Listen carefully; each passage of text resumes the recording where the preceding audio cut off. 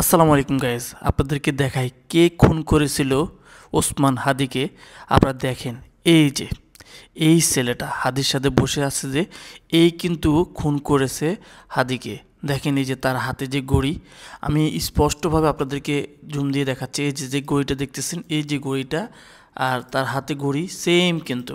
এবং কি যদি আমি দেখাই, এই যে প্যান্ট, যে প্যান্টটা পরছে গাড়ির মধ্যে, যে প্যান্টটা ছিল, এই যে তার পরনে কিন্তু সেই প্যান্ট।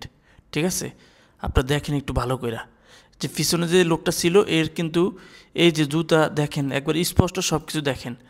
আপনারা আসলে এই এই ভিডিওটা প্রচুর পরিমাণ শেয়ার করবেন এবং এই শয়তানটাকে ধরিয়ে দেওয়ার চেষ্টা করবেন।